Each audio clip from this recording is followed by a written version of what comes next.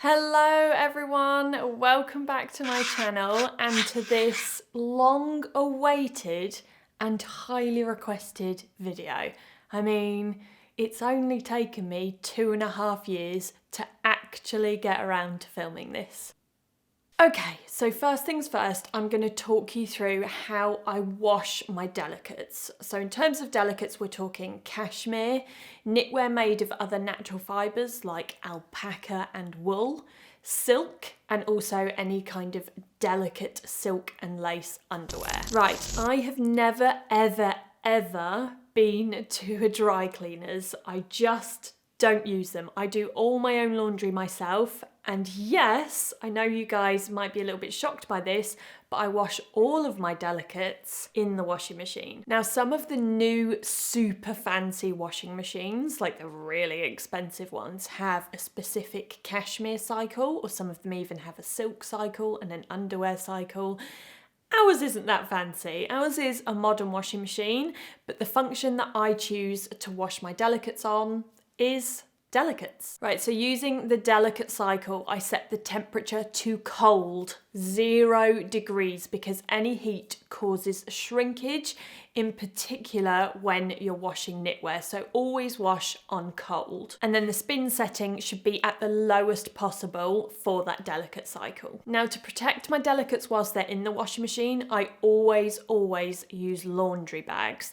They're really affordable to buy. You can pick them up on Amazon, and I would recommend, if you don't have any, buying a set that comes in various different sizes, because that way you'll have something for all different garments that you're going to pop in the wash. So whether it be cashmere socks, a jumper, or even something a bit larger to fit in a throw or a blanket. Now, if you don't have any laundry bags, you can always use a non-coloured pillowcase as a temporary measure. I say non-coloured because if you go popping in your expensive cashmere into a bright red or a yellow or a pink pillowcase, you could very well get colour transfer, and that is irreversible. So if you need to, use a pillowcase, but I would definitely recommend investing in some laundry bags. In terms of detergent, I use eCover Delicate Laundry Liquid, although there are lots of different variations out on the market. There's Woolite, Method even have some delicate laundry liquid as well. I like eCover because it's cruelty-free and it actually just smells really nice as well. And then the amount of this liquid that I use really depends on the volume of pieces that I'm actually washing in one load, and also the level of soiling. But as a standard measure, I tend to just use 1 cap and then a little splash of fabric softener.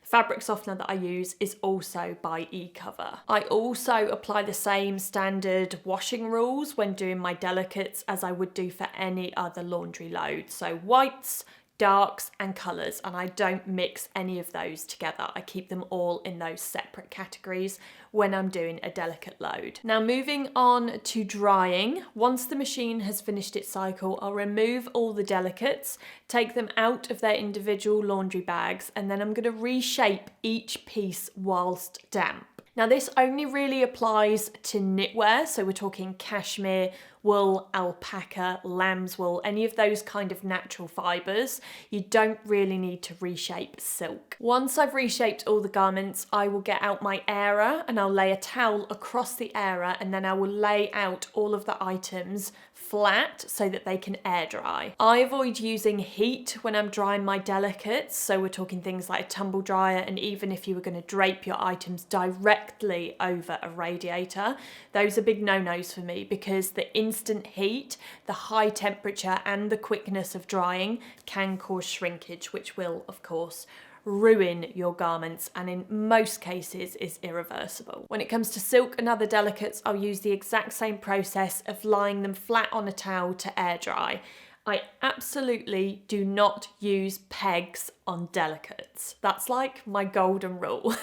Right, so that is washing pretty much covered. That's my whole kind of process, but I know lots of you guys ask about debobbling.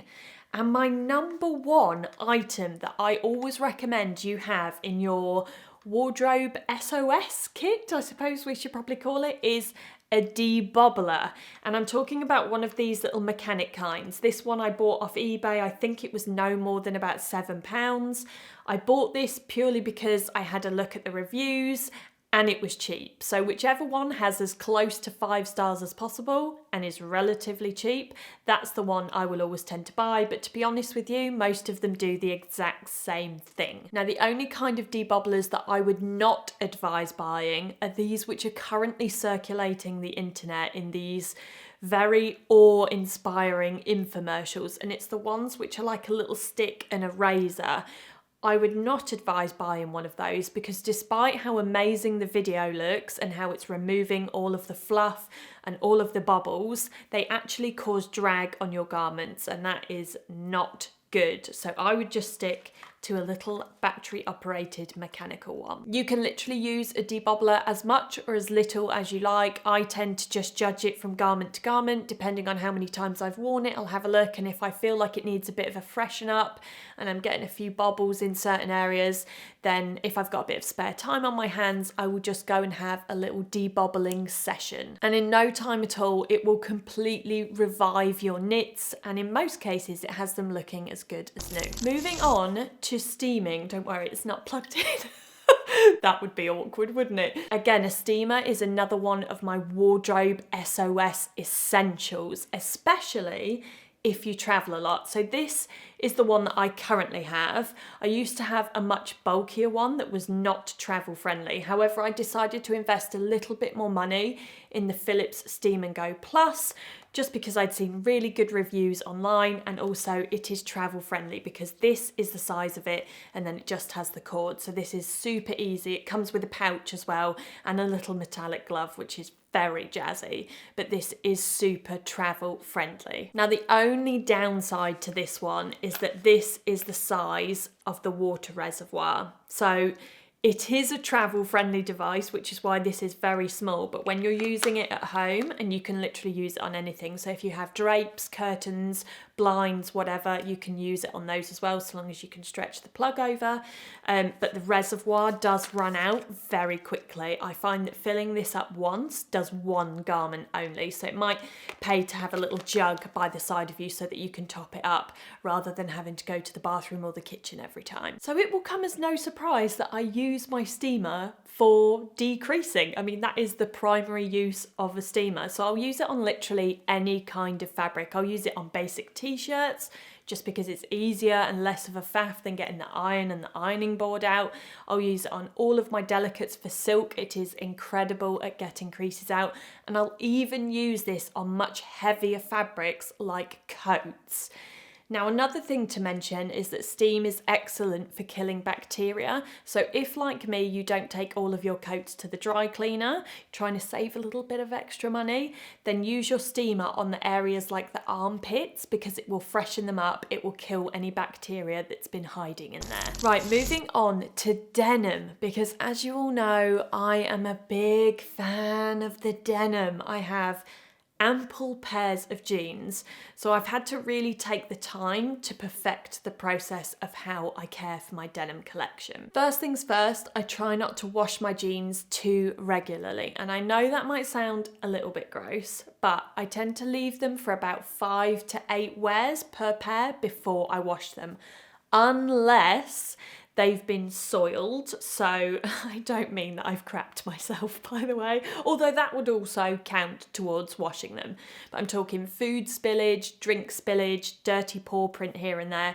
If they've got some kind of dirt on them, then I will of course pop them in the wash. And also if it's been like a really hot day and I've got a bit sweaty, then yes, of course, I will again pop them in the wash. But for just standard wear, about 5 to 8 wears, and that is the limit to when I will give them a wash. So when it comes to actually washing my denim, I turn them inside out first things first. And the reason for that is because denim holds a lot of dye. So if you turn them inside out, it will cause less fading and it will maintain that dye for a little bit longer. Secondly, I never ever use heat to wash my denim. I will always use a cold cycle, and it doesn't matter which function you use, just so long as you keep the temperature to cold. I don't use any special detergent or fabric softener. I literally just use the standard detergent that we use, which again is E-Cover because it's cruelty free, and a little splash of fabric softener as well, just so that they don't feel super stiff and starchy when they come out, especially if it's a denim which has got no elastin in it. So we're talking Levi's, lots of my Arket denim as well, some of the H&M styles which are proper stiff and rigid denim.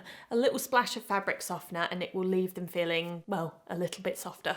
Now when it comes to drying my denim, I avoid using heat. So we're talking about things like the tumble dryer and also draping things directly over the top of the radiators. Unless, and this is the only kind of little caveat for this point, my denim has stretched out a little bit too much, and that only tends to be with denim that has elastin in it. So we're talking about stretchy jeans. In this case, I would leave my denim to air dry as I would with any other denim, even denim that doesn't contain elastin.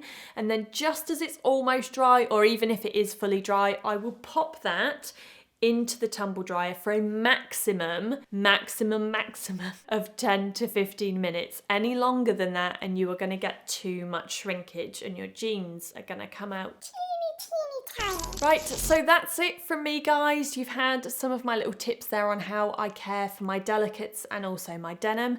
I have not covered, and I've done this deliberately, handbags and accessories. So if you would like to see any tips on handbags, shoes, accessories, that kind of thing, then leave me a comment down in the comment section below and I'll film that as a separate video, because there are lots of little tips and tricks that I have for care of handbags and shoes. Thank you very much for watching and for joining me today on this Sunday. I hope you're all still keeping safe. I hope you're all well, and I will see you all tomorrow for, I'd imagine, another isolation vlog with me and Simon. I'll see you then. Bye.